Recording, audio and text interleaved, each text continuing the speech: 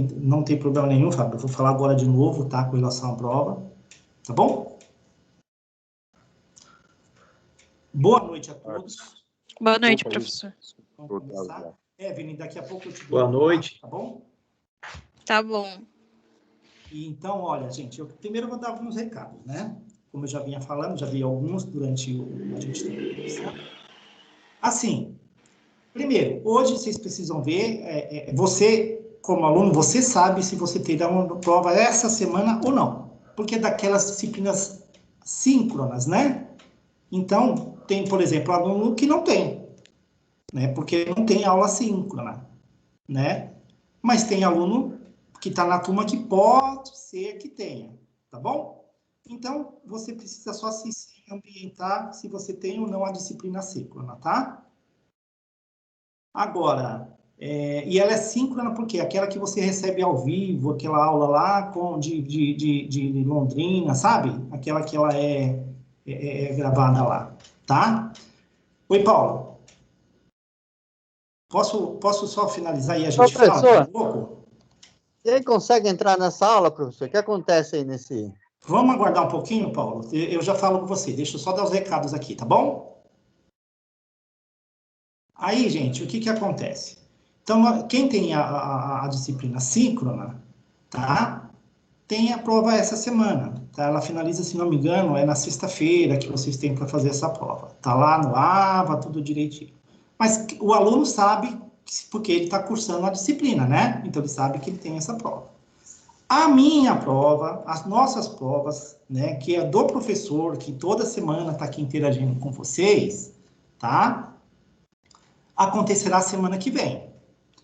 E quando que vai ficar essa prova? Como vai ser essa prova? Ela vai ficar disponível para vocês, a prova do primeiro bimestre. Essa prova vai valer até 1.000 pontos, tá? A gente está falando da avaliação oficial, né, do primeiro bimestre. Então, ela vai valerá até 1.000 pontos. Nós vamos deixar disponível do dia 12 ao dia 14 do 4, então, quer dizer, quarta-feira, né? Então, da segunda até quarta-feira, ela vai ficar aberta até as 23 horas e 59 minutos do dia 14. Então, você vai ter aí, basicamente, 3 dias para você fazer essa prova, tá bom? Ela vai ficar disponível para vocês, tá? Na unidade 1, no encontro 1, tá bom? Então, você vai retroagir lá no primeiro encontro e lá vai estar escrito o link para você acessar a prova. Prova oficial do primeiro bimestre. Aí você vai clicar, ela vai abrir a prova para você. Tá certo? Você vai fazer bonitinha a prova lá de 10 questõezinhas, muito tranquilo. Tá? O que acontece? No dia da nossa aula, que é na quarta-feira, né? A gente vai ter a nossa aula, porém, em um horário menor. Né? O professor orientou, o professor Francisco, que a gente vai ter a prova, então, das 19 horas, a gente começa a aula das 19h30, como a gente tem agendado todos os dias, né? Só que eu encerro ela no intervalo, né? Até as 20h50. Depois disso, a gente vai deixar vocês livres para aquele que não fizeram, né? A prova ainda, pode pegar e fazer, porque vai dar tempo ainda você, como que ela fecha, no meu caso, ela vai fechar na quarta-feira, às 23h59 minutos, das 20 horas até as 23h59 minutos, aquele que não fez ainda terá o tempo para poder fazer. Tá bom? Tranquilo até aí?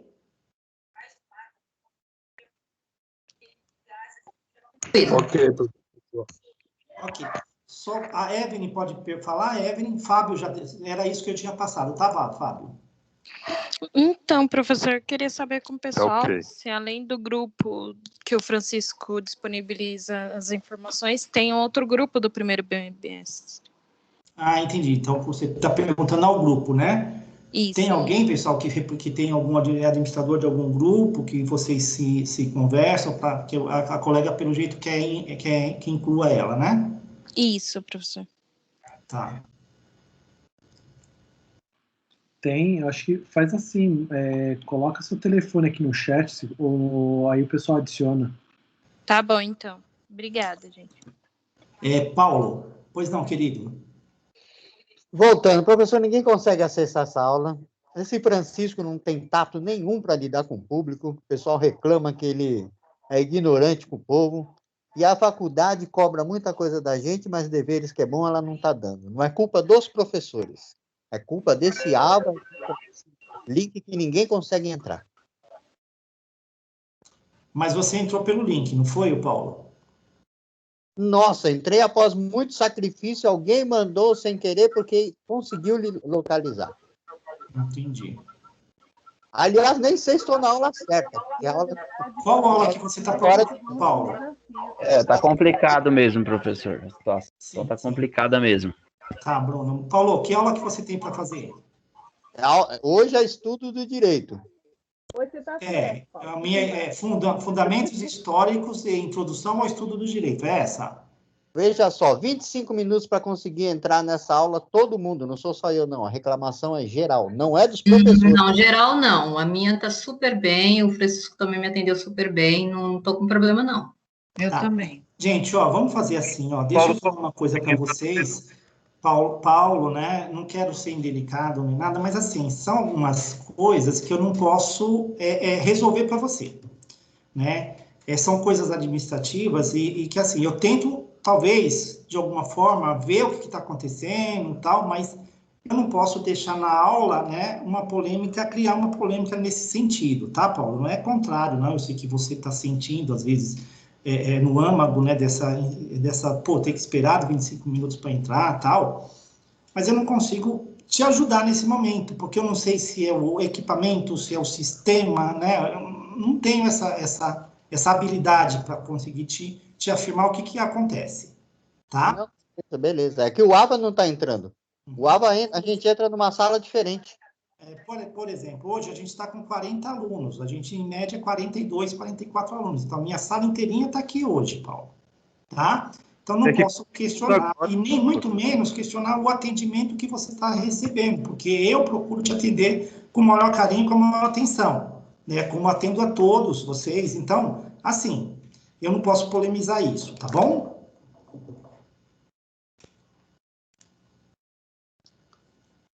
Bom, gente, então, das provas eu dei o recado. Desafio nota máxima, é importante vocês fazerem, sempre fiz isso para vocês, tá bom? Ela vale pontuação, então, sempre entram no desafio, toda semana tem atividade para vocês fazerem, é a atividade que vocês precisam desenvolver também, tá? Eu acho que eu esgoto aqui os recados, tá bom? Vamos então para a nossa aula, a gente vai passar nosso tema, tá certo? E tem outro detalhe também, e esquecendo-me, tá? Eu vou subir aqui o meu portal para mostrar para vocês que eu disponibilizei para vocês já a atividade para a gente desenvolver a segunda atividade, valendo mais 1000 pontos. Então, olha lá, vamos abrir aqui para vocês verem, tá? Aonde é que está? Deixa eu abrir aqui meu portal. Espera aí.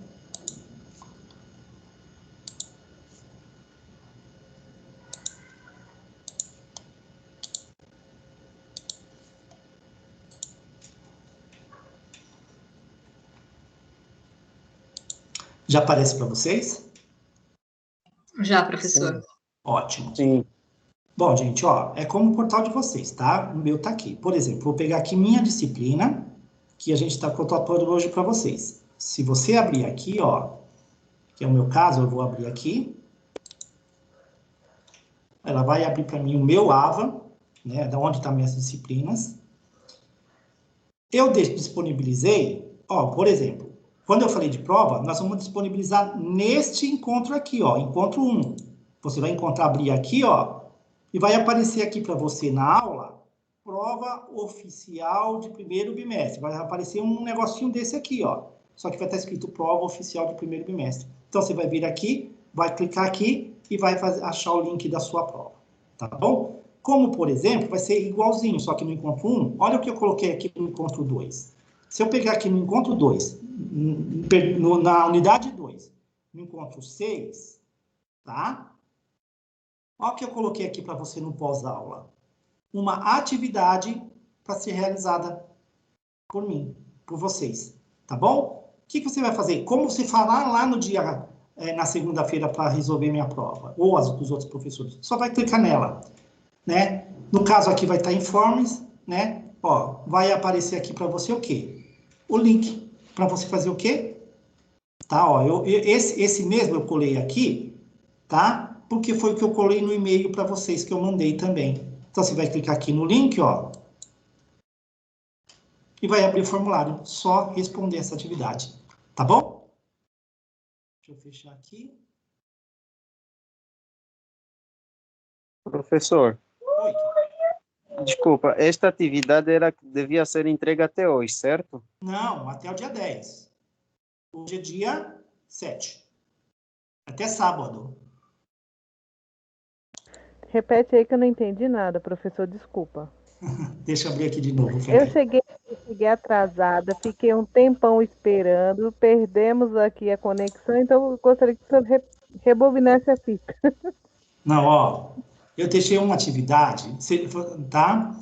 Para você entrar, tá bom? Aonde vai estar essa atividade para vocês entregarem no dia 10 para mim, tá? Até o dia 10. Então, hoje você já pode fazer, tá? Então, ó, se você clicar aqui, eu estou na minha disciplina, você entra na minha disciplina, tá? Você vai aqui no segundo, unidade 2, no encontro 6, que é a nossa aula de hoje, tá? Vai ter aqui, atividade de aula do professor número 2, primeiro bimestre. Você clica aqui, que ela vai abrir para você, né, o link. O que você vai fazer? Esse daqui é o recadinho que eu mandei também na caixa de entrada, daqui a pouco eu mostro para vocês, tá? Então, olha o que eu coloquei. A prova vai ser encontrada, tá aqui na coisa, né? O prazo para entrega da atividade é até o dia 10/4, até as 23 horas. Tá bom? Então, até sábado para vocês fazerem a atividade. E é só você clicar no link. Clicou no link, ele vai abrir o forms que eu abri para vocês. Tá bom? O que acontece? Nossa prova, que vai acontecer a semana que vem, vai estar aqui no encontro 1. Então, você vai clicar aqui no encontro 1, ele vai abrir o encontro 1, e na aula, onde está escrito aula aqui, vai aparecer também uma cruz igual a essa, vai estar escrito assim, ó, prova oficial de primeiro bimestre. Aí você vai clicar e vai abrir a sua prova para você fazer. Tá bom?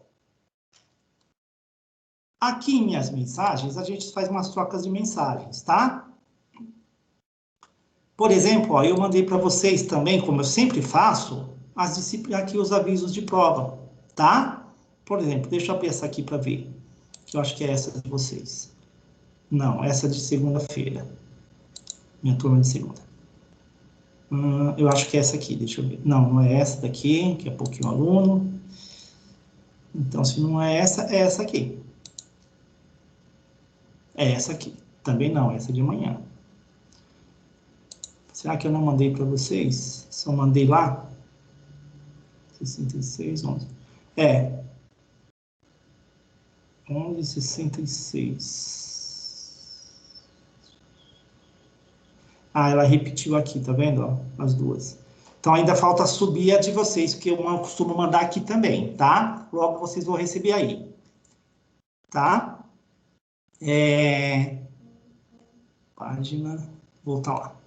Então, o que eu coloco aqui também por e-mail? A mesma informação que eu coloco lá, eu mando aqui na caixa de entrada de vocês. E onde vocês vão encontrar também a mensagem? Aqui. Se você não encontrou lá naquelas unidades que a gente colocou, por exemplo, aqui, ó, dentro da disciplina,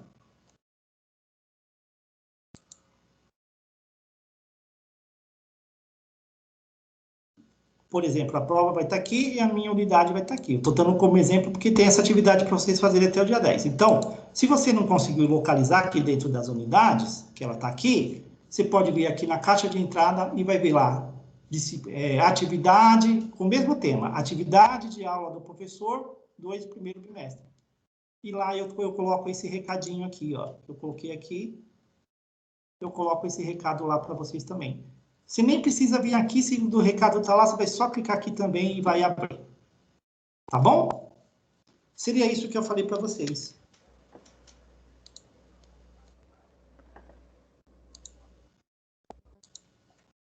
Tranquilos? Oi, Anderson, pode falar, querido. Professor, se meu AVA não abrir, porque essa atividade aí tem que entregar até sábado, né? Isso. Se o meu AVA não abrir até lá, Não, mas olha, como é que gente, eu faço por que eu depois? coloquei até sábado? Porque aí eu vou aparar as arestas, né?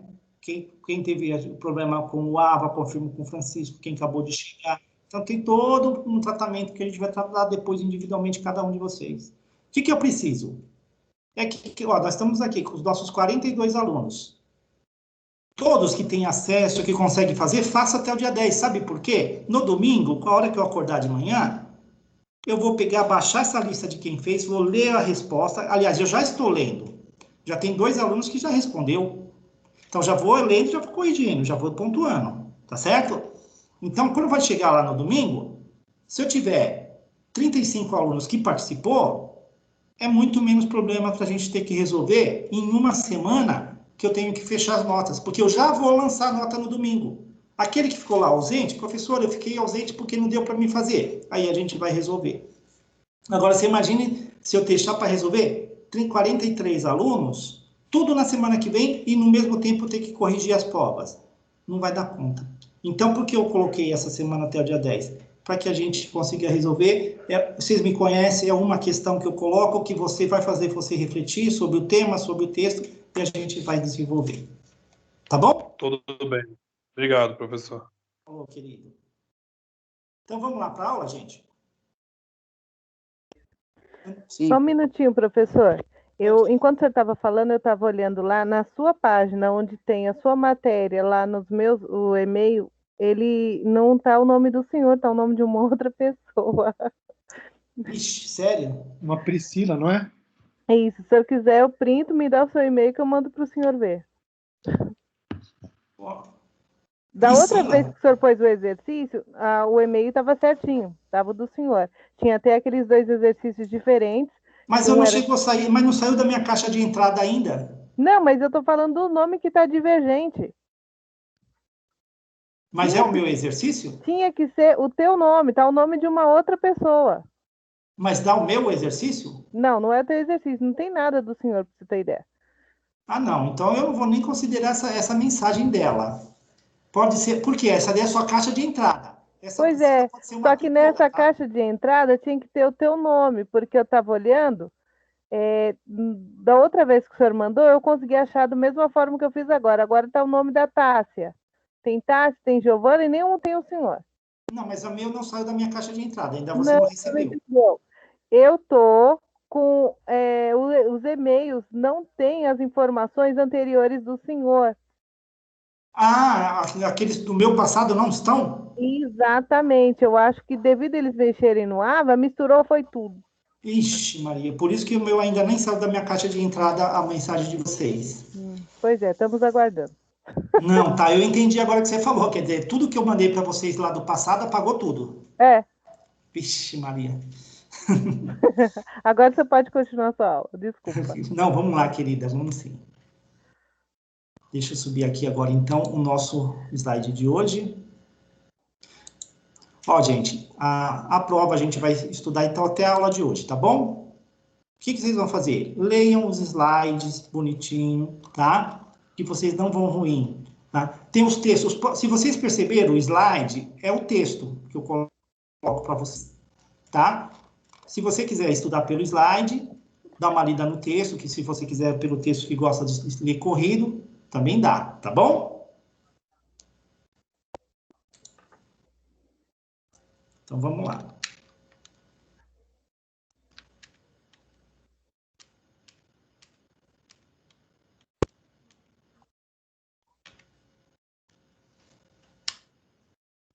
Vamos falar, então, na unidade da seção 2, ainda sobre ED, né, Introdução ao Estudo do Direito. Vamos falar sobre ciência e direito e sociedade, tá bom?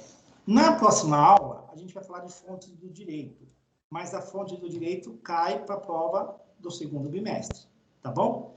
Então, o que a gente tem para a prova? História, fundamentos históricos, que é aquela parte da história do direito, né? Que é legal, é mais simples, não é técnico, sim, é histórico, né? E a gente também entra nessa parte que é mais ainda conceitual e também um pouco histórico do IED, Na aula que vem, a gente entra mais, aí a gente entrando com relação a uma parte mais técnica, né? Aí a gente começa a falar mais de fundamentos do direito, né? Fontes do direito, então a gente começa a argumentar mais um processo focado mais na parte técnica do direito, né? Enquanto aqui a gente está mais na parte filosófica do direito, tá certo? Bom, para a gente compreender o direito, né, a gente chegou até com as conceituações que são atuais. Hoje a gente passou por todo um processo de formação para chegar com o direito, né? Então a gente conjugou várias origens, né, que se tinha, né, principalmente as origens filosóficas, na própria história do direito, que a gente viu que tinha muita coisa junta, né? A parte filosófica a gente falou bastante de alguns filósofos na aula passada, tá certo? E a gente também tem que pensar na parte política, que é onde estrutura o direito também, tá? Então, esses 3 elementos, né, estudados é que vai conjugar, né, o nosso direito, que a gente chegou nas condições atuais, nos conceitos atuais do nosso direito, tá bom? Então, somente assim a gente vai ser capaz de entender o sistema e o pensamento que fundamenta a ciência do direito, essa importante ciência que é do direito. Porque, gente, não é pelo eu ter feito de adorar o direito, não é por vocês adorarem o direito, que é a área que vocês estão escolhendo para estudar, mas é a área que eu acho que é a mais que movimenta a nossa vida, né?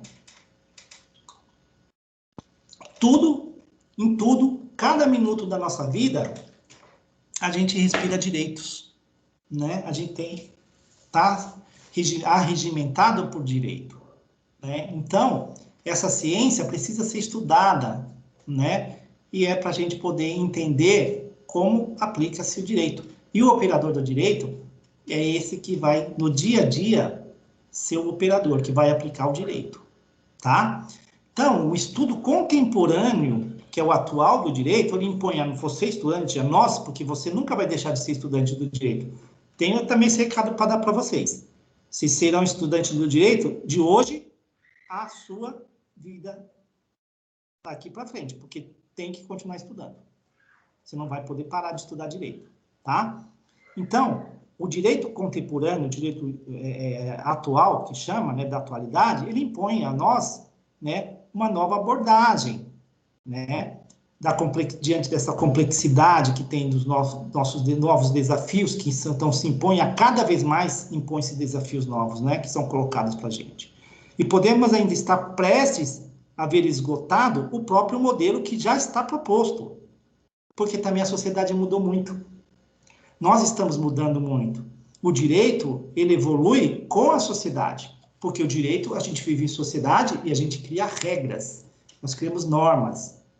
Então, o próprio modelo do que o direito está acontecendo, ele está tendo um trampolim. Por exemplo, se você for pensar já no direito, hoje, aquele monte de papel, lá dentro do fórum, se alguém de vocês trabalha no fórum, a tendência aquilo já não é mais existir, né? É uma mudança de modelo que está proposto aí, né? Hoje a gente não usa mais a prova papel. A prova ela é documental, mas o documental está dentro de um sistema de computador, onde você vai inserir a sua petição inicial, vai inserir as provas, vai ter toda a parte do processo. Aí a gente vai falar lá na frente ainda hoje, mas dá um estalo. Será que o direito, dentro de um sistema, ele julga?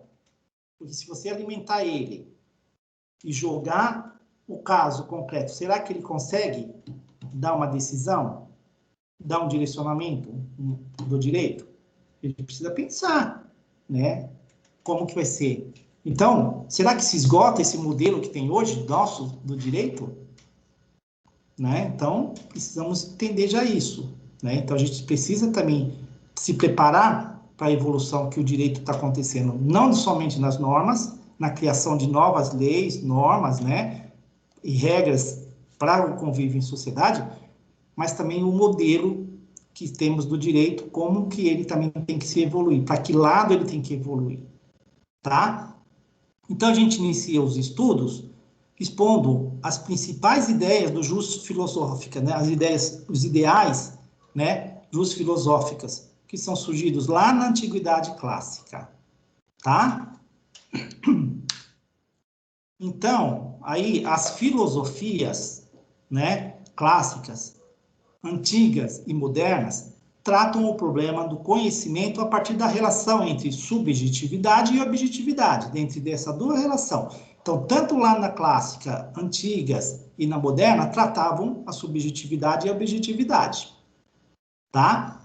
A clássica, ela é relativa às condições cognitivas, né? As condições emocionais do sujeito. É isso que ela trabalhava.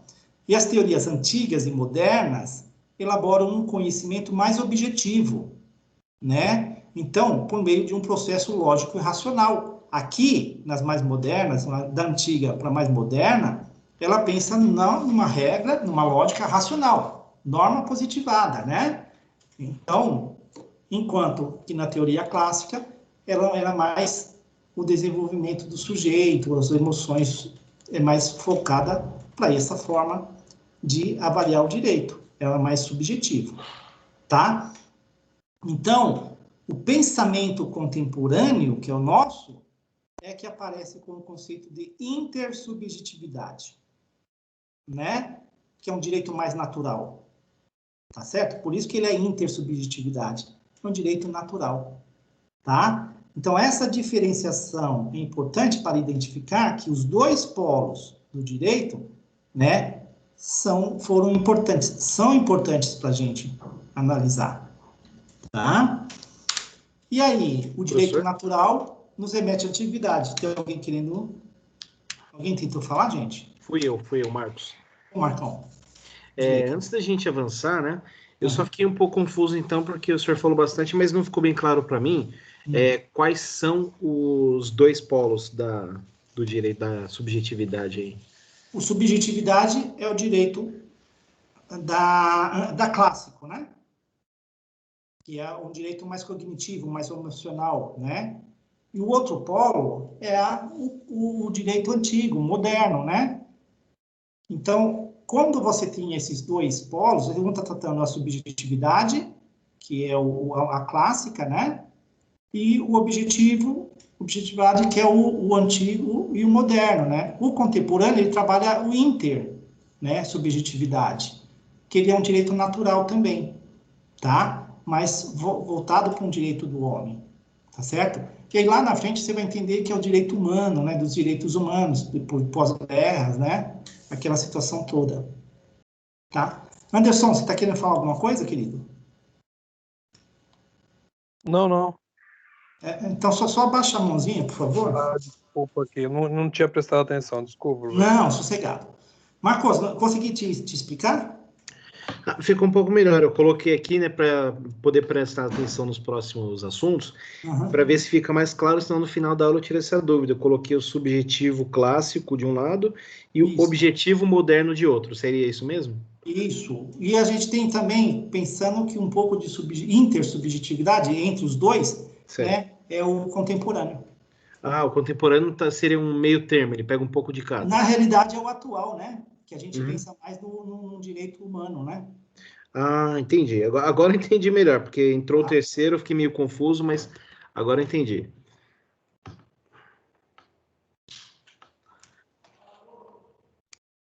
Bom, aí quando a gente está falando desse direito, né, mais essa diferenciação, então a gente precisa entender o direito natural, né, que ele vai remeter à antiguidade, né? Então, desde os pré-socráticos, os Heráclitos, que se reconhece uma razão universal, né, o logos, né, o poder que domina todos os acontecimentos, em que todas as leis se nutrem do único divino, né, antes dos pensamentos pré-socráticos, não existia, né, tudo a razão, não era racional, né, não era pela razão, é pela divindade, né, a vontade de Deus que se prevalecia, né, no direito natural. Mas com Platão e Aristóteles, eles desenvolvem, né, um resultado dos princípios mais gerais sobre a ordem do mundo, principalmente no que diz respeito à própria justiça. Aí o homem começa a olhar para si, né, como é o caso de Aristóteles, né, quando ele coloca no livro dele a Ética de Nicômaco, né? Ele vai construir a distinção entre o que é o justo universal e o justo particular, né? Que é o que ele vai explicar o que existe a lei natural e a lei universal, tá? Que rege tudo e também leis particulares que observam a cultura local. Então, você percebe que o pensamento aqui de Aristóteles, de Platão, ele já traz para a gente um pensamento que a gente tem realmente, né? A gente tem que criar normas de acordo com as culturas locais, né? Então, existem as leis particulares que chamam as leis de cada local. Como que você enxerga isso? As mesmas leis que tem no Brasil não são as mesmas que tem nos Estados Unidos. Não são as mesmas que tem na Europa.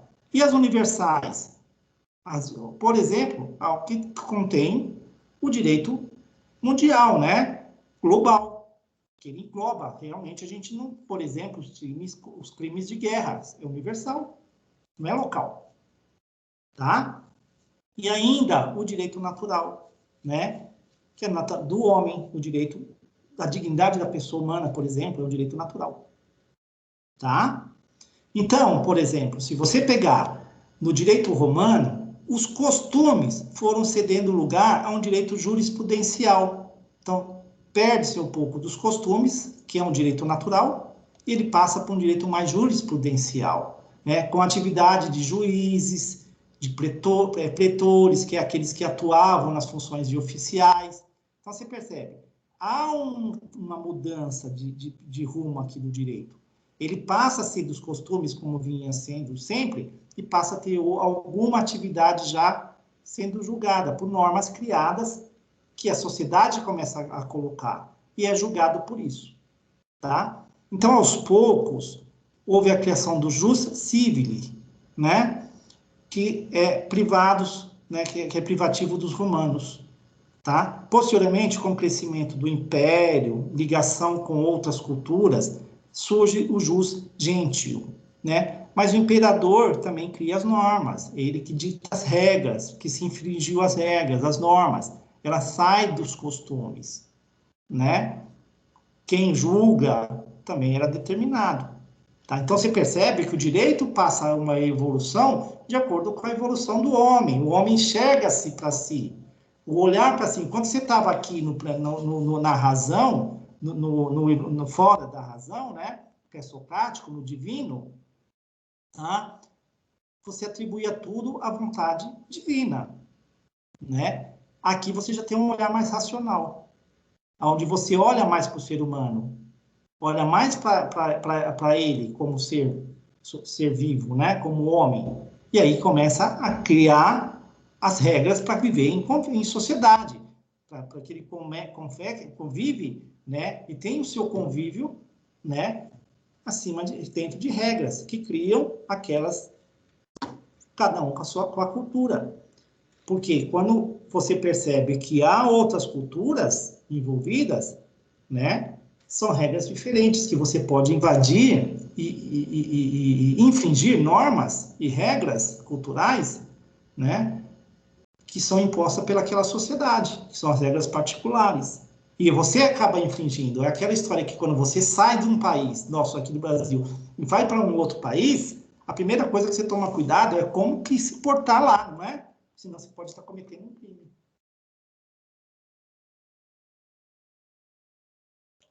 Olha como é um crime, só para a gente ver como que pode isso trazer para os nossos tempos, né? Tem aquele jogador brasileiro que levou um empregado daqui para lá, e esse empregado, quando foi lá, eu não lembro o que ele foi fazer lá para ajudar, que ele foi contratado pelo jogador, lá na Rússia, se não me engano. Acho que era na Rússia. Foi levar medicamento solicitado para o pai do jogador. Este aí. Você lembra? Pô, aqui, o documento a gente compra na farmácia, perdão, o remédio a gente vai lá na farmácia e me dá a cartelinha aí. Ele colocou, pensa bem, vamos pensar hipoteticamente, né? Se o cara com aquilo no bolso, vou levar esse envelopinho pro cara. Chegou lá, tá preso até hoje, cometeu um crime. É um crime, é o quê? São leis particulares. Tá certo?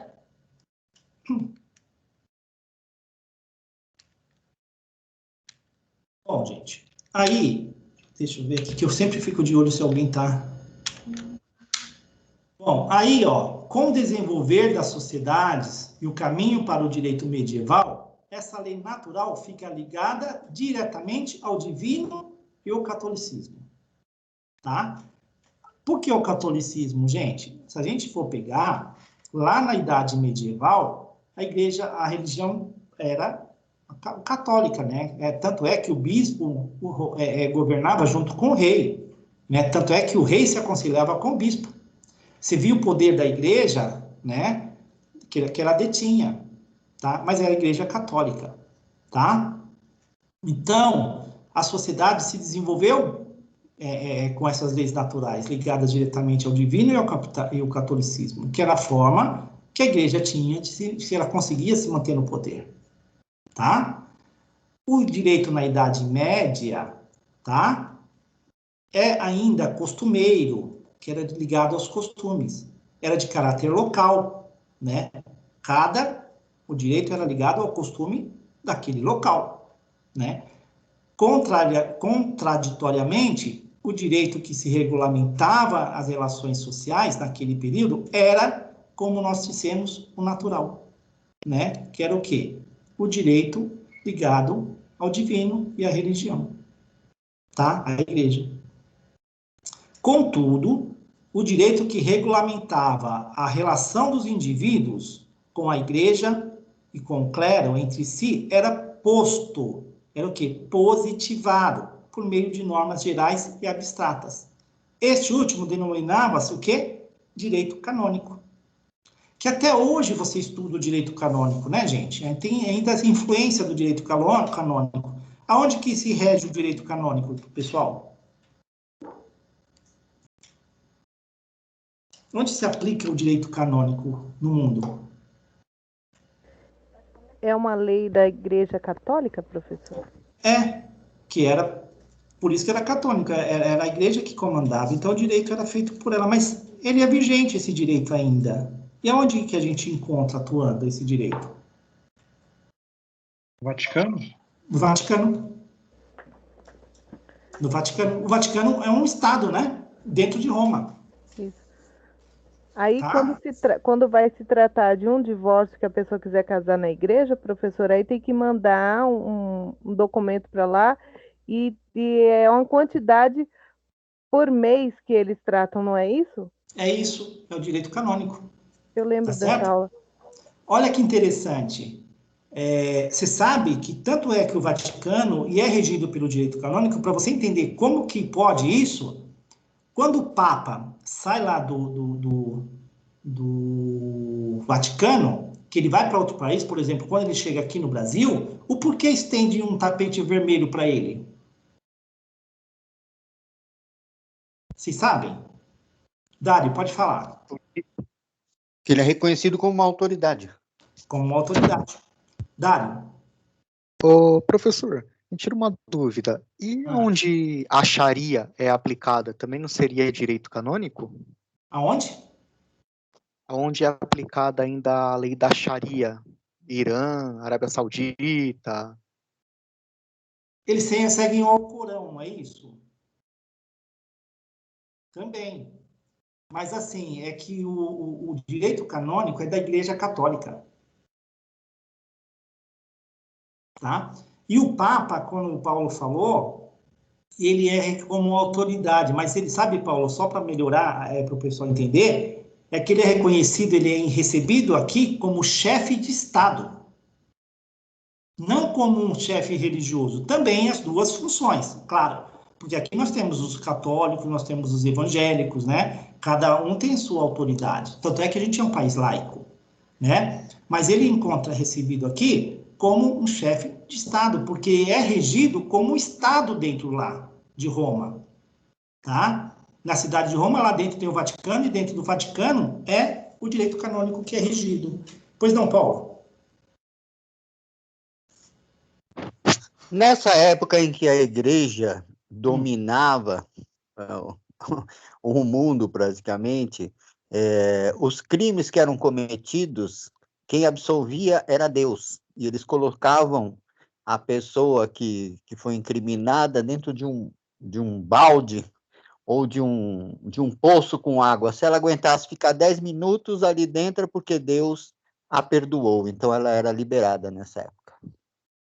Mas então, era o direito que a gente viu aqui, ó. Essa fala eu não conheço, mas é essa parte aqui, né? Ligada, não, aqui, ó, ao divino, né? Exatamente. Era o divino ligado que respondia. Exatamente. Ah? Bom, na Idade Moderna, notamos uma mudança de paradigma. Com a saída do enfoque principal em Deus, né, que lá atrás a gente viu que o enfoque era Deus, como até o Paulo citou essa passagem, né, eu não conheço, né, mas o Paulo está trazendo para a gente, mas o enfoque principal no direito, né, estava em Deus, né? E o ser humano, tomado como centro do pensamento, focado nele, nos séculos de XV e no século XVII, Pufendorf, Suarez, Grotius, né, e posteriormente Maquiavel, Rousseau, Spinoza, né, o racionalismo moderno universaliza a razão humana. Então, passa a ser racional o direito. Começa por eles, mas também transpõe, né, por Maquiavel, por Rousseau e por Spinoza. Tá? Assim, para fazer sobreviver a teoria do direito natural, ele teve de ser secularizado, né? Isso significa o que aconteceu, né? Significa que ele deveria existir mesmo na hipótese de Deus não existir. O direito existiria, tá? Insistia-se na ideia de que caracteriza todo o direito natural clássico, tá? Por quê? Já é um direito mais objetivo, né? Então, o direito natural, ele é absoluto, ele é universal e supra, né, histórico, porque ele é secular, tá? Nesta fase, o direito natural era o conjunto de normas ou princípios morais que resultavam da natureza das coisas. Era um dever de ser, especialmente da natureza humana, né, voltado para o direito do homem, né? Então, sendo por isso racionalmente tidos como verdadeiros, tá? Então, o direito natural, o direito do homem, é quando o homem se torna o centro do pensamento, né? Tudo é o centro do pensamento humano. Então, precisa-se pensar que é um direito mais natural, vem da pessoa humana, tá? Assimila uma coisa. O justnaturalismo é uma concepção, uma teoria segundo a qual existe, né, e pode ser conhecido como um direito natural. O que é isso? É um sistema de normas de conduta intersubjetiva, né, que ela vem da metafísica, que é diverso, né, do sistema constituído pelas normas fixadas pelo Estado, que era um direito positivado, né? Não eram normas do Estado, mas era intersubjetiva, tá? Que ela vem da metafísica, do próprio pensamento humano, tá? Então, na modernidade, é marcada por diversas fases, mas é importante ressaltar para a nossa matéria a teoria do contrato social, quando a gente entra em Hobbes, né, e Rousseau, no século XVIII, que aí a gente coloca o contrato social como o dever, como a obediência, né, às leis, ao direito.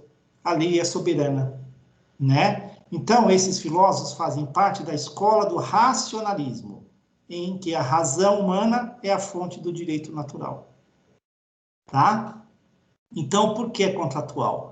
Porque eles desenvolvem uma teoria que motivaria posteriormente a mudança do direito natural para o direito positivo, que é o contratualismo. Então, aqui, ele traz para você o direito, né, onde a gente faz o contrato, né? Leviatã, já ouviu falar? Já chegou essa parte de vocês do Leviatã? Já tiveram algum contato com isso? É onde o quê? O homem se submete a normas, né, de um direito positivado, tá? Segundo Hobbes, a natureza do homem, ela é má, Para ele, o homem nasce mal. O homem nasce bom, mas se transforma mal, tá? Então, por esse motivo, era necessário criar o contrato social. O que era o contrato social? Era um pacto em que os seres humanos sairiam do seu estado de natureza, do seu estado, eles abririam mão de parte da sua liberdade, onde sempre viviam em guerras constantes, né? Aquele, pela lei da sobrevivência, ele matava o outro, né? Ele afrontava o outro, por quê? Porque ele não tinha a segurança. Então, ele sai desse estado de natureza, né, de defesa, né, e entra no estado, né, que cria-se um novo modelo de organização com o objetivo de libertar o ser humano das desigualdades, das injustiças e da miséria. Por quê?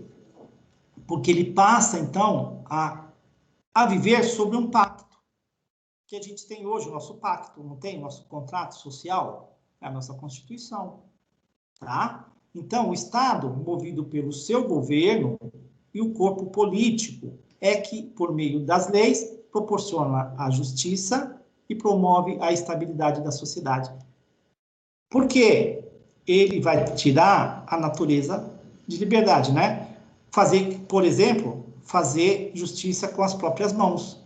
É o Estado que impune, né? Ele promove a estabilidade entre a sociedade, as normas que a sociedade vai viver. E não mais dentro do estado de natureza, né, que o homem, ele mesmo vive dentro das suas normas, dos seus costumes, das suas guerras, né? Da forma, por isso que a natureza é má, né?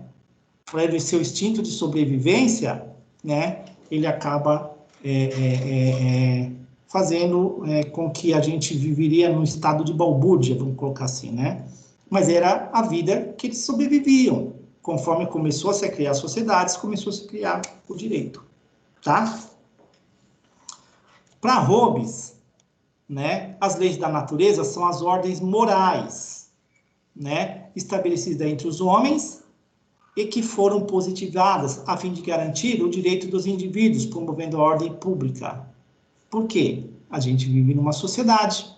Então, para Hobbes, as leis da natureza são as ordens morais, aquilo que a sociedade entende por ser moral, né? Que a gente que tem que viver dentro da sociedade, as normas e as regras morais, tá? Rousseau seguia no mesmo sentido, com um enfoque na democratização do poder. Quer dizer, ele queria o poder na mão de outros, não de um só, né? De vários, de mais. Então, culminando em uma vontade geral e na soberania. O que quer dizer? Por isso que a gente coloca hoje, e se você tem o pensamento de Rousseau, também não é tão diferente do que a gente pensa hoje, o poder nosso poder, né? O poder emana do povo, né? Então, por isso que ele democratiza o poder, o pensamento de Rousseau. Então, para ele, há um estado originário fictício, né? No qual os indivíduos estabelecem por um livre acordo os seus recíprocos direitos e deveres. Não é? Então, a gente tem dentro do estado originário fictício, onde lá a gente deposita os nossos direitos e os nossos deveres para viver em sociedade. Tá? Assim, a ordem jurídica é fundamentada com consenso geral, que tem como inalterável a razão humana, né? O homem racional. É universal e vale para todos e para sempre. Por quê? Porque se essa ordem jurídica não faz distinção, né? Ela não vai alterar a razão humana, a ordem jurídica. Muito menos vai ser destinada para uma parte. Pelo contrário, ela é universal. Essa ordem jurídica, se eu estiver estabelecido nela, ela vale para mim como ela vale para todos que estiverem abaixo dessa ordem jurídica. Por isso que é um estado originário fictício. Porque todos dentro dessa ordem jurídica devem obediência. Tá? Então, para Rousseau, ele entendia que o contrato social limitaria os poderes do Estado também, né? Proporcionando a defesa dos interesses do povo. E não o interesse então, né, do governante, do Estado, né, mas sim uma ordem jurídica, onde o Estado estaria também submetido a essa ordem jurídica. Então, se o Estado está,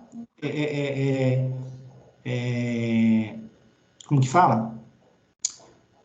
Também abaixo, né, também estabelecidos por essa ordem jurídica, como, né, o homem também, na realidade, então, há um entendimento, né, para a defesa. O Estado teria que proporcionar, então, dentro dessa ordem jurídica, né, a defesa do interesse do povo, e não só do Estado. Então, a lei seria um instrumento utilizado para garantir esses direitos, por meio da lei. A gente vê que é um segmento que a gente traz para o direito contemporâneo, né? Tudo é em função de lei que a gente faz, os princípios, né? Que a gente cria é em função de norma. O Estado não se movimenta se não for instrumentalizado por uma lei, né? Ele não pode se movimentar, agir, que for diferente do que a lei. Então, isso é uma proteção para quê? Para o povo, tá? Então, ele vai garantir direitos. Então, a partir deste momento, né, do momento em que se inicia esse contrato social, há direitos que, naturalmente, são do ser humano e não podem ser limitados. A gente tem o quê? Nossos direitos fundamentais, eles não podem ser limitados, né? A gente tem esse pensamento lá que traz também, então, de Rousseau. Tá? Porque o contrato social, no nosso, determina os nossos direitos fundamentais, que não pode ser, eles são pétreos, inclusive, né? Que as cláusulas pétreas, estão dentro das cláusulas pétreas. São imexíveis, né? Eles não podem, são inalterados. Tá certo?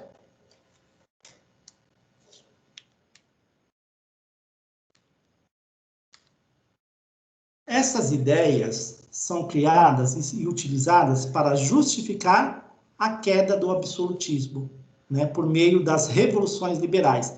O absolutismo é o poder na mão de um só, né? Então, as revoluções liberais é a distribuição desse poder, é tirar o poder de um único lugar, né? Então, com a Revolução Francesa, surge a Declaração dos Direitos do Homem e do Cidadão, né?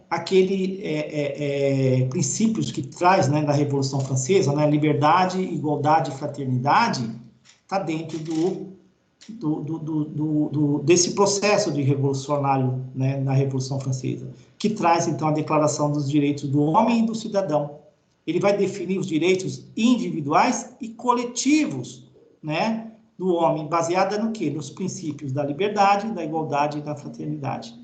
São princípios, gente, que são imexíveis, né? Você pode ver que na França, qualquer coisa que for mexer com a liberdade deles, eles param, eles se revolucionam na hora, vocês já perceberam? Né? Por quê? Porque é um ideal revolucionário da França, gente. Tá? Então, o que se pretendia era conquistar os direitos fundamentais, que isso refletiu por todos os outros países, né, nações. Mas saiu de um direito, de um ideal revolucionário da França. Tá? Esse movimento chave para o direito, né, quando o direito natural começou a ser questionado. Né? Por exemplo, havia alegações de que ele era uma doutrina idealista e dualista, né, baseada na distinção entre o direito real, que era o positivado, e o direito ideal imutável, que identificado como a justiça. Então, havia essa dualidade do direito, esse pensamento, tá, né? Então, percebeu-se que o direito ideal não tinha eficácia, tá? Por quê? Por quê, gente? Ele falava da justiça, né? Ele não tinha bases para garantir a paz, a segurança da sociedade, né? Então, o direito real, né, o positivo, ele está escrito, movimentado dentro do direito, né? Então, por isso, foi necessário pensar em outras formas de aplicar e criar o direito, né? E romper, pelo menos em parte, com essas leis naturais, tá? E assim, no século XIX, aponta como o positivismo, com o desenvolvimento das ciências empíricas. E a gente chega no século XIX com o pensamento positivista, tá? É o direito posto, positivado, aquele que é criado por leis, né? Que a gente segue e a gente vive em função de lei. A gente se movimenta na realidade em função de lei, tá? Então, como vimos, a ideia do ius positivo, né? Oi, Marcos. Oi, sobre essa questão, então, que a gente viu agora do direito... Desculpa, você pode voltar um slide, que eu só esqueci. Posso? Vamos lá. Estava aqui na ponta da língua. Isso, do direito ideal, né? Tá. Até então, isso tinha uma constituição, alguma coisa assim, ou essa que era o que faltava para que o direito tivesse eficácia? Era uma diferença, né? Porque o direito real era positivo, né? Que era o postado por regras, por normas criadas, enquanto o direito ideal era da ideologia do direito, né? Uma ideal de justiça. Sei. Entendeu? Então, desse ideal de justiça, que ele era um ideal imutável do direito do homem, né? Ele percebe que o direito ideal não tinha eficácia, porque não tinha bases para garantir a paz e a segurança. Enquanto que você infringir uma norma positiva, você tem como coibir. Entendeu? Beleza. E aí, ó, como vimos a ideia do ius positivo, né, já existia desde pelo menos o século XII, né, e abarcava todas aquelas regras que não estavam dentro do direito natural. Então, com o sucesso das revoluções burguesas da época, né, difunde-se a ideia de que se necessita de um governo com leis e não de homens, e cria-se uma forma de controle desse poder estatal. Por quê? Quando a gente está falando de leis de governo com leis, é uma lei postada. Quando você está falando no governo de homens, né, você está falando, por exemplo, que o rei é aquele que vai governar, de acordo com a sua cabeça, suas normas, seu pensamento, né? Ele cria a lei, né? E ele não está submetido a ela. Enquanto que você trabalha com a ideia de um governo com leis, o governo trabalha sobre as leis, né? O governante tem que trabalhar sobre as leis. Então, cria-se uma forma de controle desse poder estatal. E aí consolida-se as normas jurídicas na forma de Constituição, que a gente tem hoje. O governante pode governar sem seguir o que diz a Constituição, né? Esse que é o pensamento. Então, um governo de homens é o que o homem faz. Um governo de leis, o homem tem que governar de acordo com a lei, com a Constituição. Tá? E aqui, com base no contrato social, a lei é estabelecida de todo o povo, para todo o povo. É o povo quem estabelece qual é a lei para todo o povo. Para todos, não para uns. Então, é a mesma lei que foi criada pelo povo, é a lei que serve para todos. Né? Expressando, então, que a vontade geral, estabelecendo a igualdade. Então, a lei considera todos, né, com um bloco de ações como abstratas, nunca particular, tá? Mas elas são ações abstratas, né? Por quê? Porque a lei ela é abstrata. Ela só se torna concreta, né, objetiva, quando subjetiva quando você infringe ela, quando você precisa aplicar ela. Então, com a mudança da forma de pensar, o Estado e o governo, você pensar de outra forma, um governo constitucional, né, que tem seguido por leis e por normas, o direito também muda. E inicia-se a sua criação por força de decisões estatais. Então, cada decisão estatal que cria uma nova norma jurídica deve derivar de outras decisões que criaram previamente outras normas jurídicas, como uma teia. Então, é o que a gente vê, essa forma, né, que se cria as normas hoje, essa teia que se cria, principalmente esse pensamento, é assim, o legislativo cria, passa para aprovação de fulano, depois, você percebe? Então, as normas elas são por decisões, não única, ela é colegiada. Tá? Então, dessa forma, pode-se sintetizar características do positivismo, né? A sua ideia principal é de que o direito é produto da vontade do homem. Ou seja, cortam-se as inspirações relacionadas às vontades extra-humanas ou metafísicas. É a vontade humana, é o pensamento voltado para o homem, né? Então, isso deve-se ao fato de que não há possibilidade de se demonstrar a raiz histórica ou uma ordem racional, tá? O direito é legítimo se tem coercitividade, se é resultado de lei, se emana por um poder soberano e se é da vontade humana, tá? Por isso que ele é uma ordem racional, tá?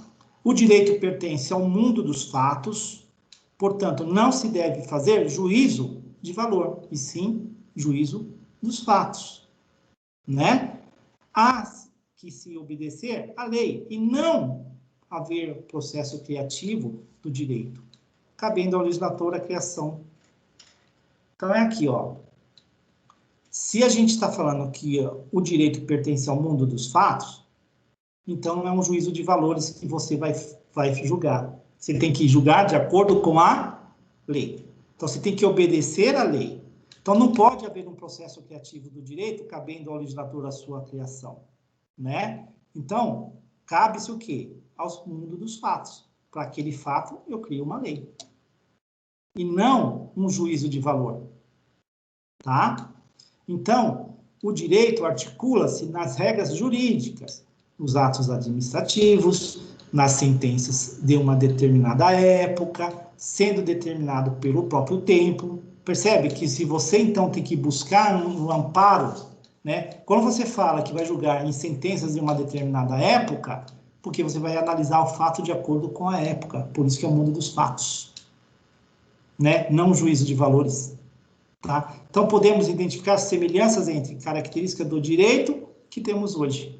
Nós não trabalhamos de acordo com os fatos, a sentença não é determinada de acordo com a nossa época, de acordo com o que a lei predomina agora, não um juízo de valores, tá? Por isso que muitas vezes a gente não concorda com decisões que estão saindo aí, né?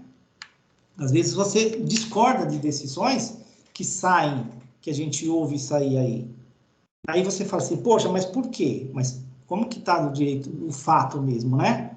Onde esse fato se encaixou na lei? Tem uma lei que está regulamentando, né? Onde ela está sendo julgada e motivada a sua decisão em forma da lei. Eu tenho que justificar, né, motivar a minha decisão de acordo com a lei e não de acordo com o juízo de valores. Percebeu? E a gente traz isso até hoje, tá? Então, gente, ó, conforme Neves, o direito positivo estatizado tende a transformar-se, né, não só num instrumento técnico, como também num poderoso meio de gestão política. Por quê? É positivo. A própria gestão política segue e tem que seguir o positivo, o direito que está postado, né? O direito positivo. É aquilo que está no instrumento técnico. Quem que é o instrumento técnico? Os códigos, as leis que foram criadas. Então, é um instrumento poderoso, porque não pode ir contrário a ele, tá? Então, a técnica, como a ciência de modo geral, é neutra em relação aos valores, mas ela não pode caminhar sozinha, né? Então, somente a conjugação da filosofia, que é a iluminação quanto aos valores, da ciência, que é o estabelecimento de princípios estruturais, né, para a organização do sistema jurídico, e da técnica, que é a ordem jurídica, pode apresentar-se como um instrumento apto a orientar o bem comum. Então, é a junção dos três elementos que dá essa conjunção do direito, né? Então, a técnica jurídica é um conjunto de meios e de procedimentos que tornam práticas e efetivas a norma jurídica. Porque a técnica é como ela vai conduzir, né, vai instrumentalizar o direito para orientação de um bem comum. Tá? E aqui ainda, né, é como se as técnicas fossem um mapa, né, a ser seguido necessário para a descoberta de um novo local. Por que ele fala que é um mapa, essas técnicas? Porque você segue o direito, né? tem que seguir processos, né? Que a gente segue para se dar uma justiça, né? Para se identificar. Então, o direito, ele caminha para isso. Por isso que você tem um processo penal, você tem um processo civil, você tem um processo constitucional. Por quê?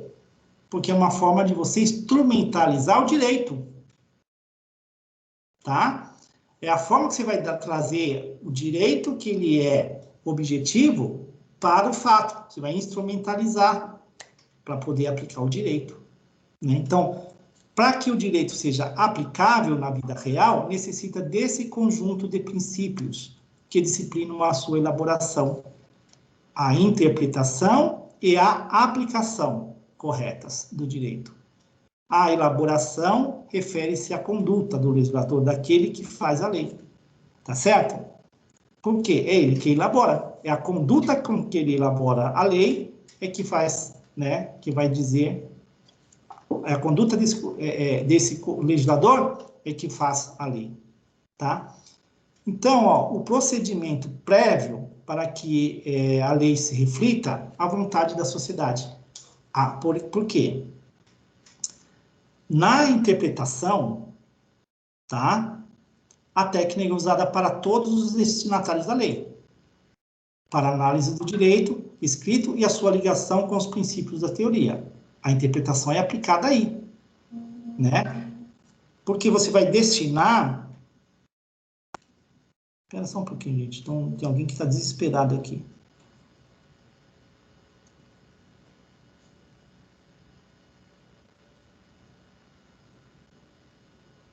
Não é ninguém que vai morrer, não. Então, ó, aqui se seguir o procedimento prévio, para que a lei reflita a vontade da sociedade, precisa do quê?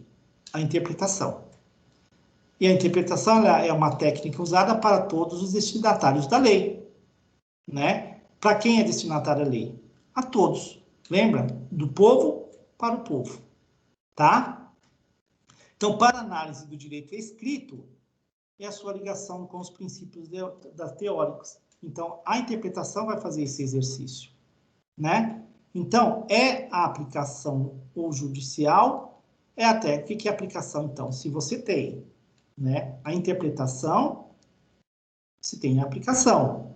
O que é aplicação? É a técnica que orienta os juízes a analisar a lei escrita e aplicar o caso concreto.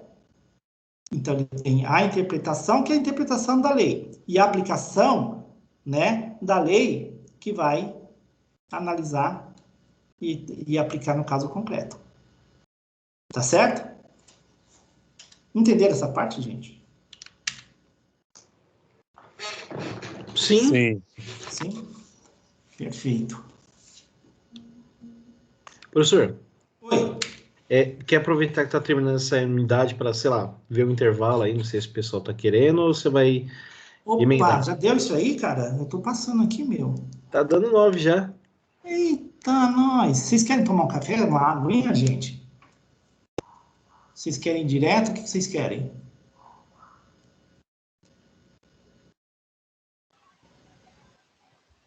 É bom, intervalinho é bom. É bom? Vamos dar 10 minutinhos, então? Pode ser? A gente só toma uma aguinha, molha a água, pronto, e vida que segue. Marco, obrigado, hein? Opa, professor, que isso? 9 e 10 estamos de volta? 9 e 10, por favor. Beleza. 9 e 10. 9 e 10.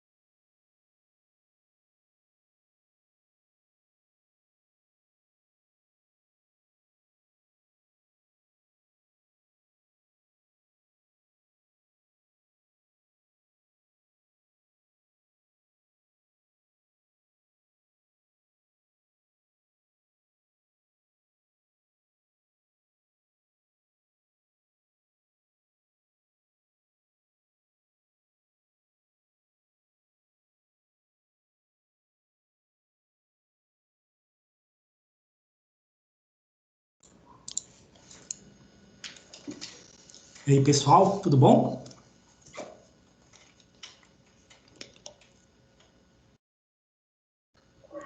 Bora. Sim, professor. Vamos seguir, então. Estamos de volta. Então, vamos embora. Vamos que vamos. Eu estava olhando, não falta muito slide também não, tá?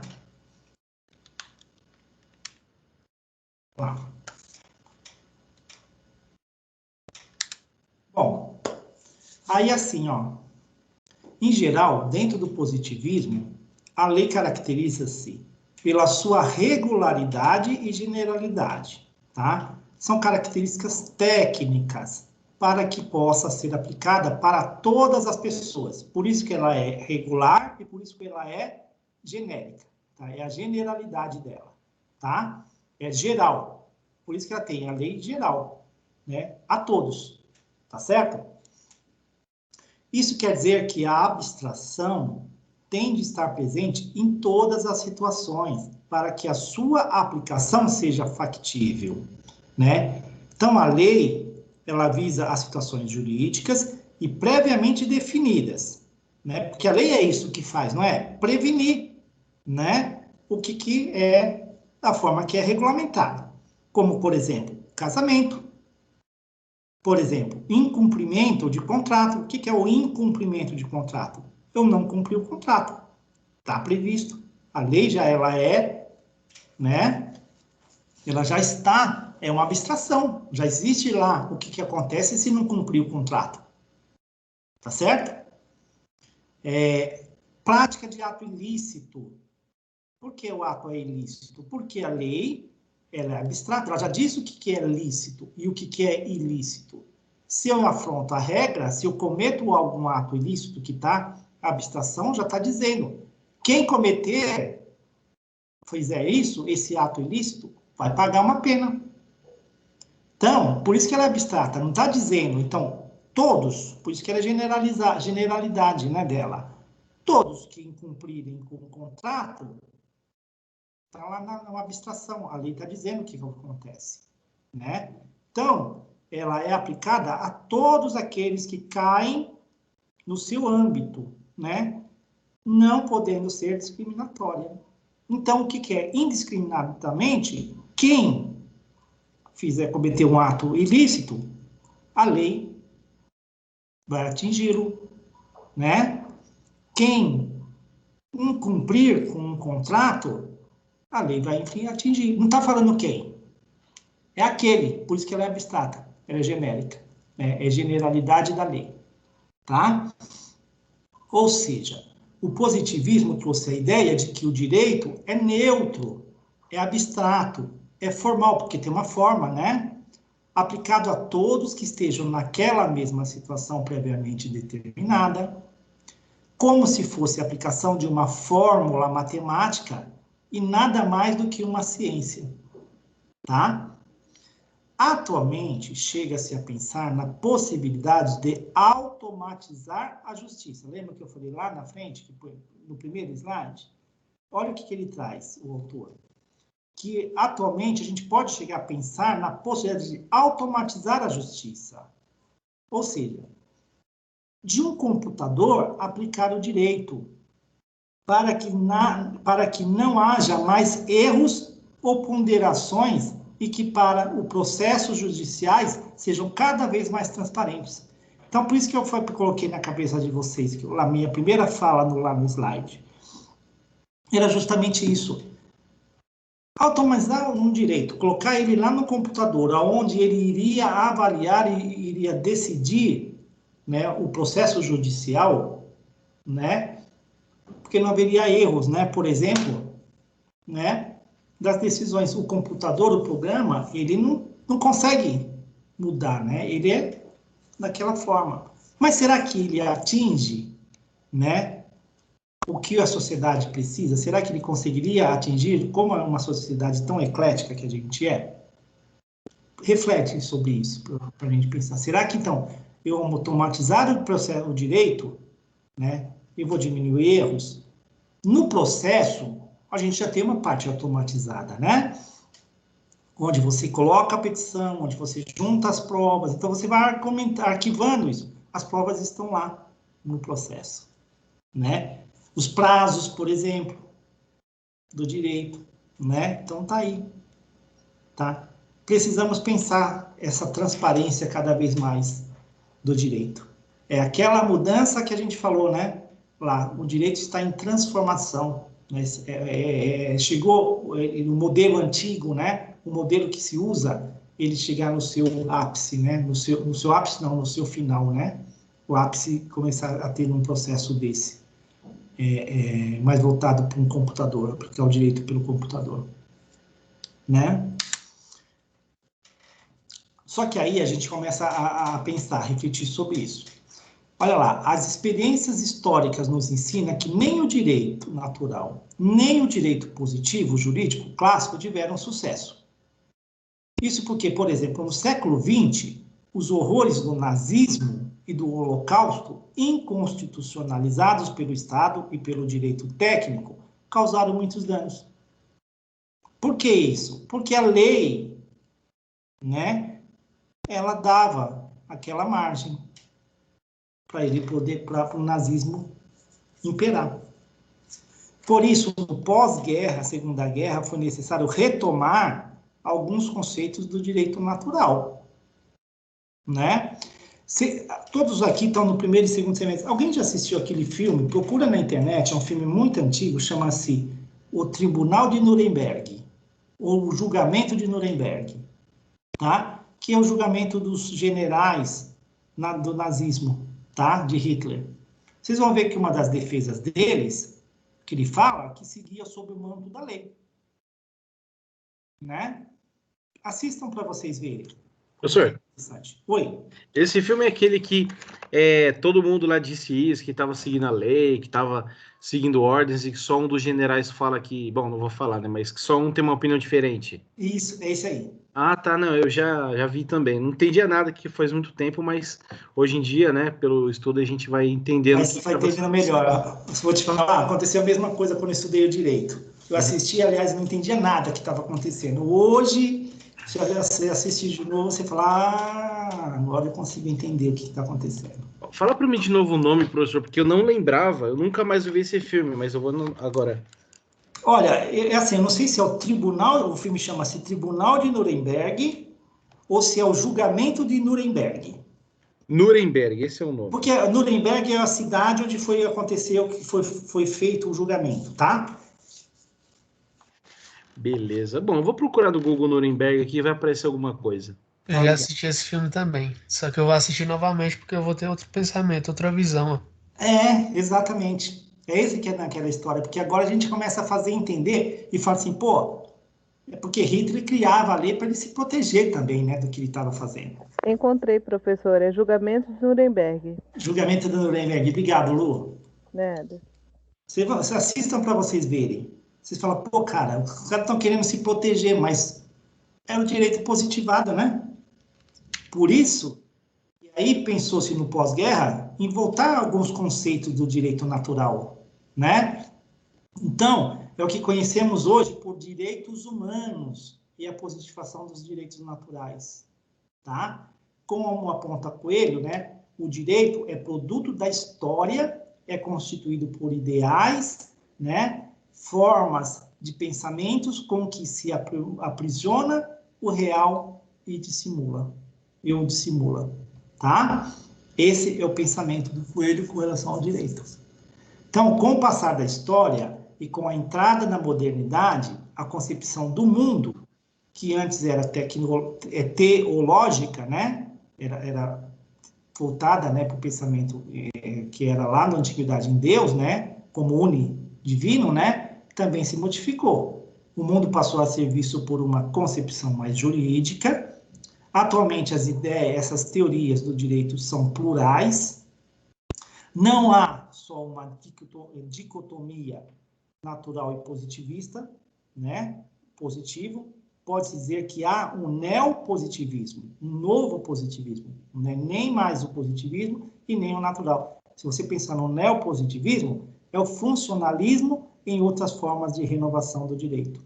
É como esse direito se torna funcional, né? É um novo positivismo, tá?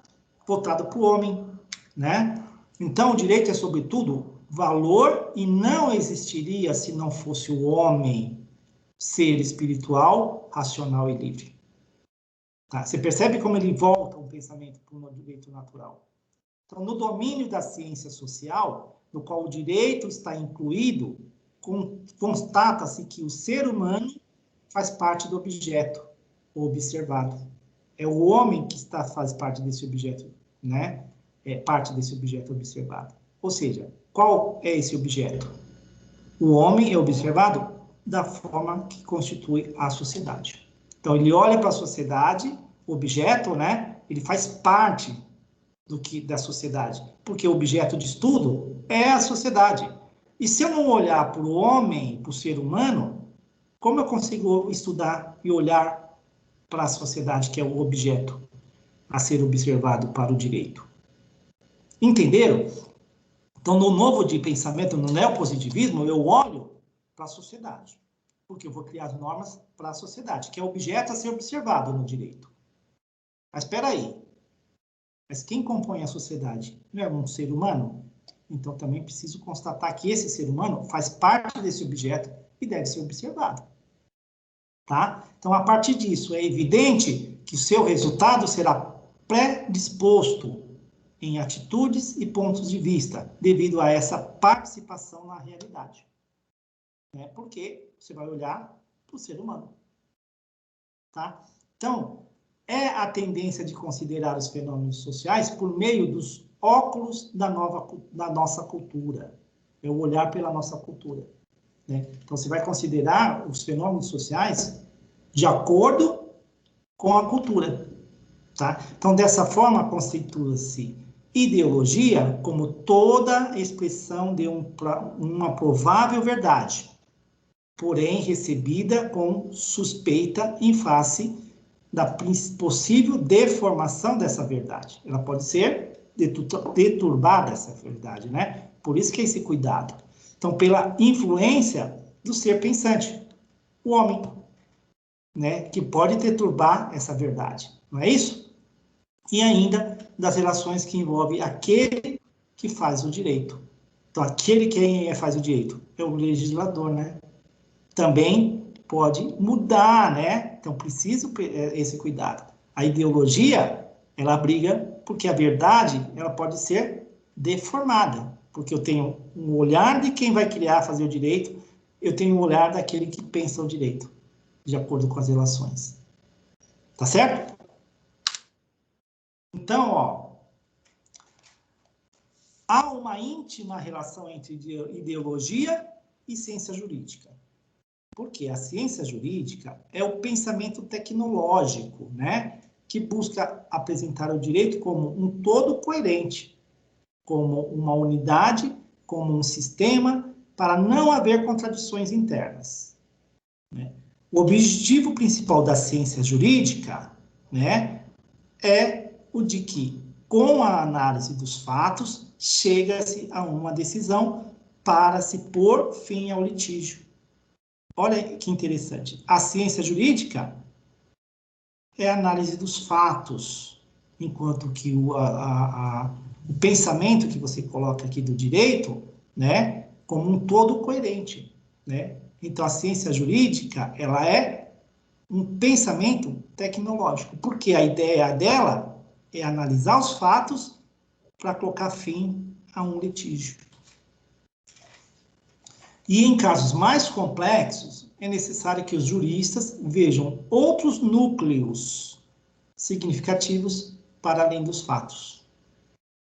Né? E esses núcleos são o quê? Os valores, os centros significativos que expressam uma preferência abstrata e em geral. É geral. Então, ele também não vai olhar só para o fato, ele vai olhar os valores que envolvem. Né? Então, os valores são, assim, os símbolos de preferências para as ações indeterminantes permanentes, ou ainda, são fórmulas integradoras e sintéticas para a representação do sistema consenso, do sentido de consenso social. Então, quando o jurista ele vai dar significado além dos fatos, né? E vai usar outros núcleos para poder interpretar, né, a ciência jurídica, o estudo da ciência jurídica. Tá? Um exemplo disso. O direito é um produto social que expressa ideologias na hora da confecção da lei como a hora da própria decisão. Então, o direito é esse produto, né? Ele é um produto que vai expressar as ideologias, o que foi idealizado, né, para a sociedade, é um produto social, né? Então, ele vai explicar como foi confeccionada essa lei e na hora de decidir. Evidentemente, ideologias mais ou menos rígidas, mesmo que sejam fechadas em si, né? Ou seja, uma ideologia liberal permite a inserção de uma ideologia socialista, desde que não fira a sua essência.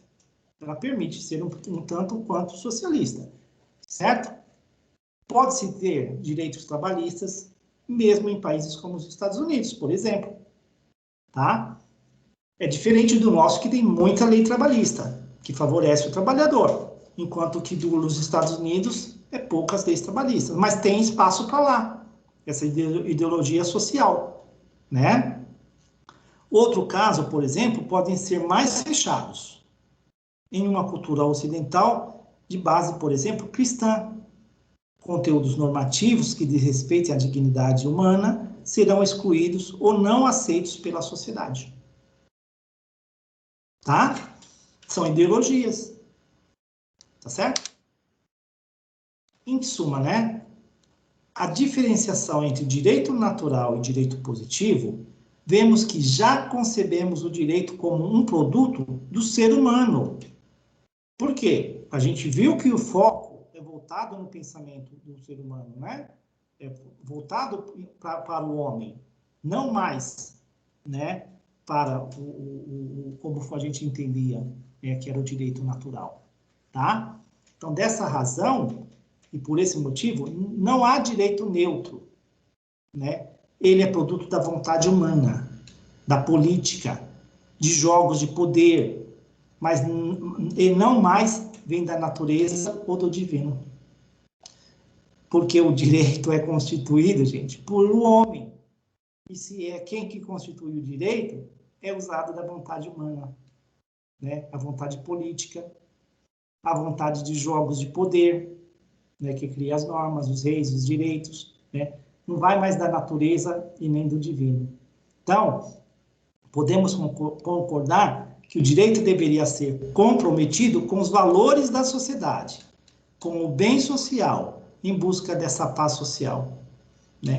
Este é o papel da ciência do direito, conseguir conjugar valores e levá-los para a sociedade, né? Por isso que a gente cria as leis, as normas.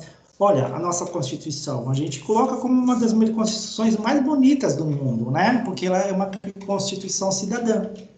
Ela privilegia o homem, né? A vontade humana, tá? Mas nem por isso ela não tem que conjugar também os valores e o que está na sociedade. Tá certo? Por quê? Porque é aquilo que vai dirigir o homem, através, e principalmente, o direito neutro. Não há. Ele não é neutro, né? O direito é tendencioso mesmo. Por quê? No mínimo, é tendenciado pela vontade, né, humana, pela política, pelo jogo do poder, principalmente aqui, ó, é um fator grave que a gente vê, mas é o direito, tá? O interesse. Ok? Aí, gente.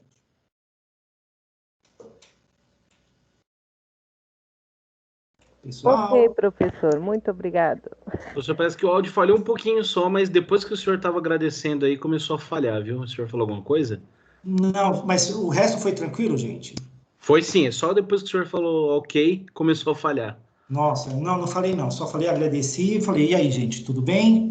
Aí a Lu entrou e falou, nossa, legal, professor, obrigado. Foi, Lu? É que eu tinha esquecido que eu tinha fechado o microfone. Tá tranquilo, professor. Tranquilo. Bom, gente, ó,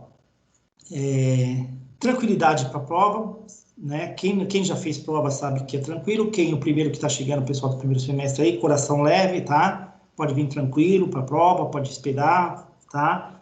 Nada do que não foi dado não vai cair. Pode ficar sossegado. Vocês vão ter o material aí à disposição de vocês com toda tranquilidade. Tá bom? O professor vai colocar os slides no AVA? Já deixei lá. Esse da aula de hoje? Da aula de hoje, já tá lá. Eu coloquei na terça passada, porque eu deixei preparado, eu já falei, deixa eu já deixar lá, porque pelo menos, se eles tiverem vontade de fazer alguma coisa nesses feriadão todo aí, tem material para ler, para estudar. Ah, eu não achei. Não, querida? Não. Bem que Lenda, eu tá no queria, encontro hein, 6. professor, ter estudado esse feriadão. Estudou, Paulo?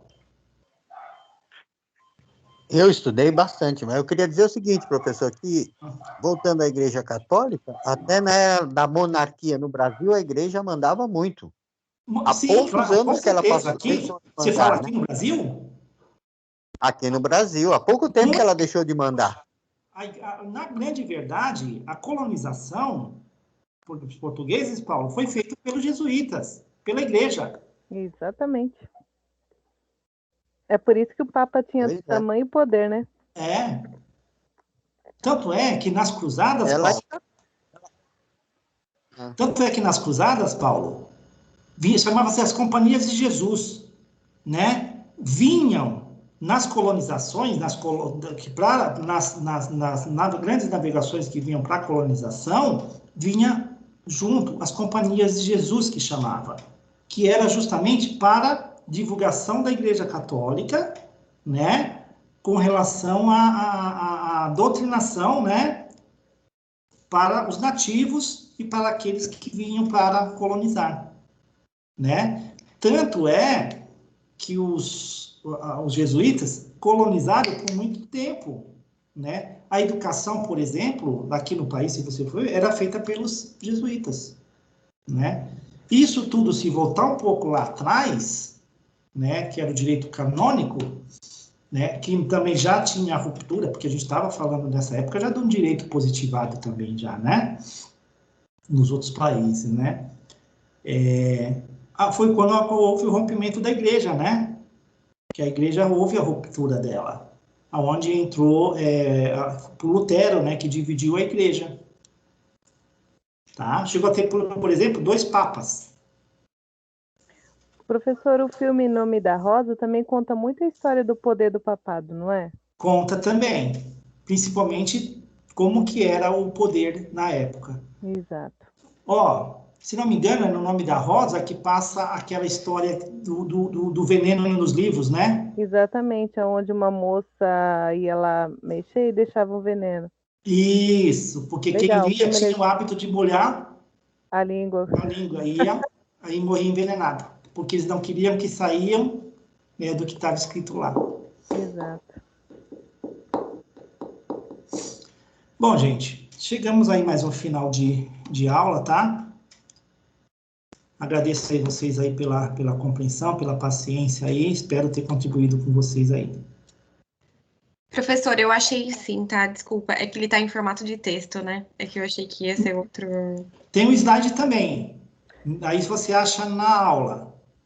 Ó, a pré-aula tá o texto em PDF e na aula tá o slide. Ou se não... Veja para mim, Bleila, vê para mim, porque se não tiver, eu posso ter subido o arquivo errado, aí eu vou lá e eu coloco o correto. 5 e 6 não tem, professor, slide.